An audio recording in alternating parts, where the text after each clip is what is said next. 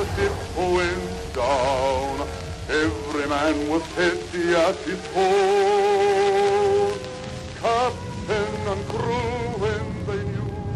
April 13th, 1912, 11:40 p.m. Most of the passengers on the Titanic have gone to bed. The night is clear and still and silent, eerily so. A sheet metal sea and no moon, bitterly cold. In the crow's nest, Reginald Lee and Frederick Fleet are the human radar. Fleet's eyes are watering in the cold. He thinks he sees a haze ahead, a ghostly bulk. He has no binoculars. The ship is doing 22 knots. She's fast. The haze thickens and forms. It's an iceberg, 100 feet above the waterline. And Titanic's top deck is 75 feet above the waterline. Fleet rings the warning bell 3 times and telephones the bridge. 30 seconds later, the great liner hit the iceberg.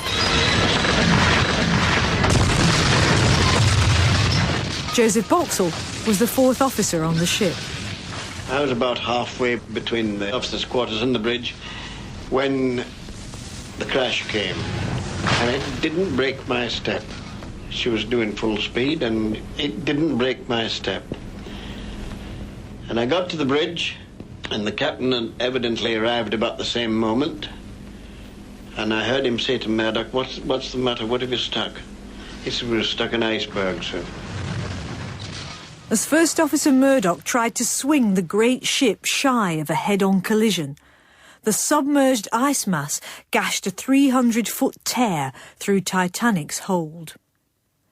Down on the orlop deck, where the mail was stored, the frantic clerks were desperately throwing sorted mail back into the bags to try to save it from the water. 4th Officer Boxall went down to the orlop deck. I didn't get down to the foredeck because I met a mail clerk coming up. And he said, Mr. Boxall, the mail room's filling. Officer Boxall alerted Captain Smith, who went down there himself with Thomas Andrews, naval architect of the ship. Andrews knew that the ship would sink. He told Captain Smith they had about 2 hours left. CQD, SOS. We have struck iceberg. Sinking fast. Come to our assistance. Position, latitude 41 degrees north, longitude 15 degrees 21 minutes west. Titanic. Captain Smith alerted all his officers, who began to go from cabin to cabin in the 1st and 2nd class. They did not say that the ship would sink, only that everyone should wear warm clothes and a life jacket and come up on deck to where the lifeboats would be lowered. The band was already tuning up. 2nd Officer Lightoller. As I came up through the top lounge where the band was, they were playing Alexander's Ragtime Band. And I got back to the boat deck and saw the captain. And I told him, I said, the mail room's filling, sir. Some of the passengers had picked up pieces of ice that were on the deck, and they were showing them to one another. A group of first-class passengers sat down to drink and play cards. But down below, it was a different story. Now we've been running under a big head of steam, and the sudden stopping of the engines lifted every safety valve. And as a result, the steam roared off at all exhausts. The row was absolutely deafening. Shout as loud as you like. No one could hear a word. Titanic's 34 engineering officers remained at their posts, keeping the pumps working and the electricity going for as long as they could. In fact, the lights on the ship were only finally extinguished the moment she went down. And from the lifeboats, she looked like a great glowworm. The lights and the music worked to reassure the passengers up on deck or in the lounges, because when everything's bright and merry, what on earth can really be wrong? But in the bows of the ship, in the third class, as Titanic lurched and belched, and the noises of steam and straining metal and the crash of water were everywhere, the rumour that the ship was sinking swept tides of emigrants into the corridors. They had put on all of their clothes. They carried all their luggage. Their lives were in those bundles and bags. They couldn't afford to lose everything they possessed. They didn't know that it was already too late.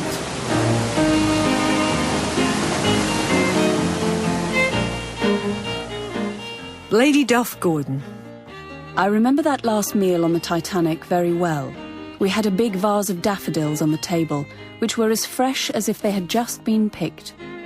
People were making bets on the probable timing of this record-breaking run. None of us dreamed she would make her berth that night.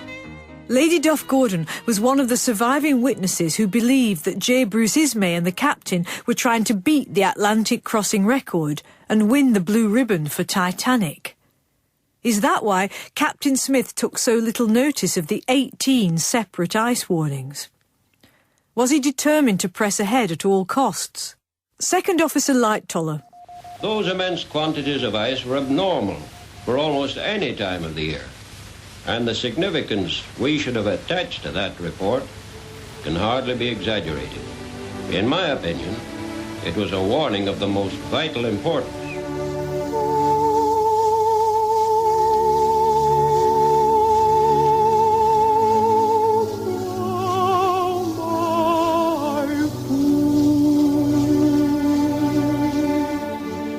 At 12:45 a.m, the first of the lifeboats was lowered, half full.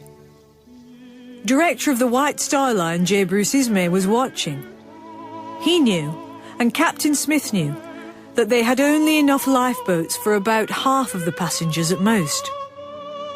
It was Ismay himself who had argued against his designer Thomas Andrews about the number of lifeboats on board. Why clutter up the pleasant promenade deck with lifeboats when Titanic was one big lifeboat?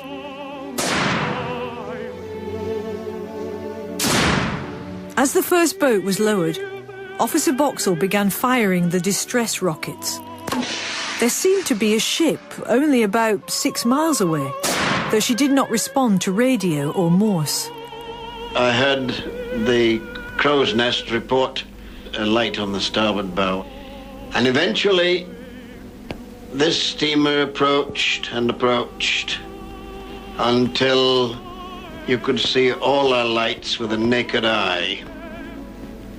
And I should say that she must have been within 5 miles off. And then eventually she turned away and showed a stern light. Their hope of a speedy rescue gone, the officers became more serious about filling the lifeboats, women and children first. And all the time, there was the terrible groaning roar of the huge iron girders of the ship breaking apart as water forced out the rivets.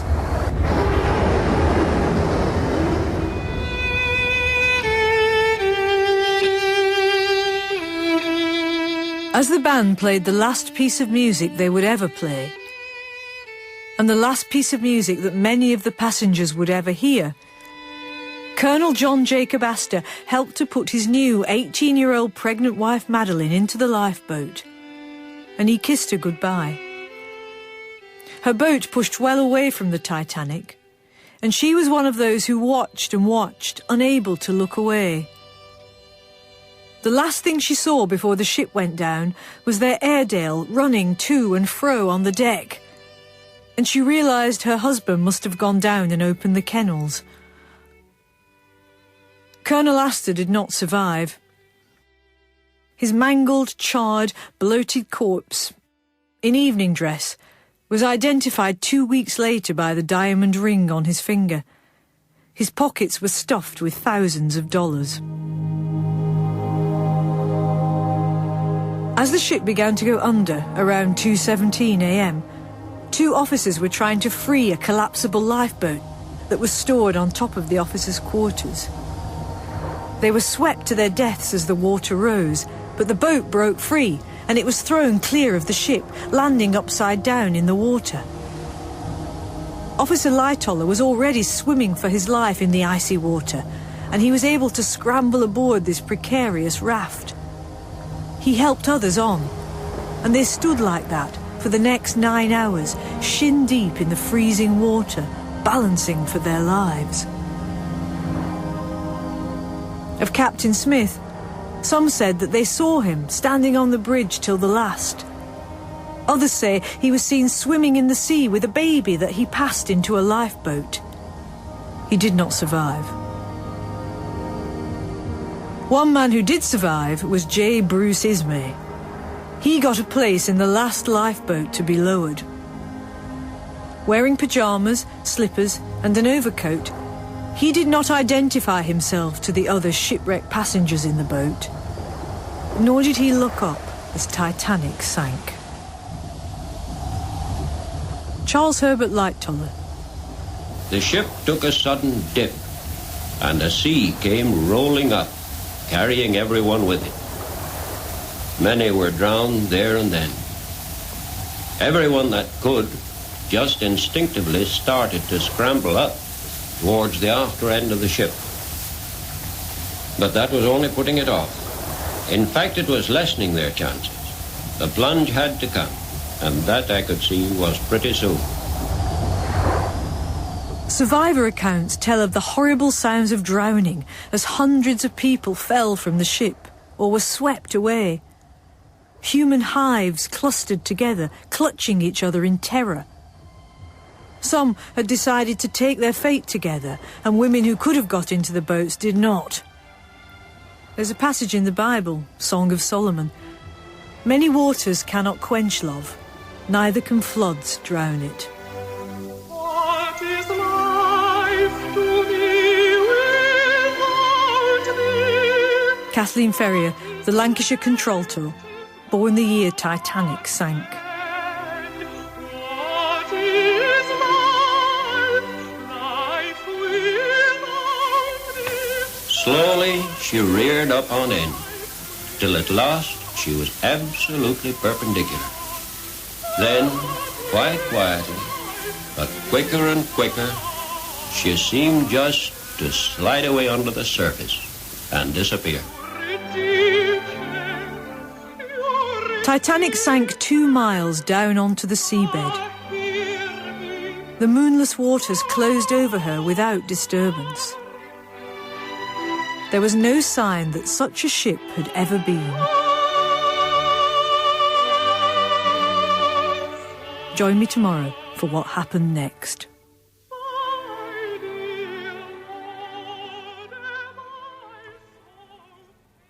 Ship of Dreams is written and presented by Jeanette Winterson.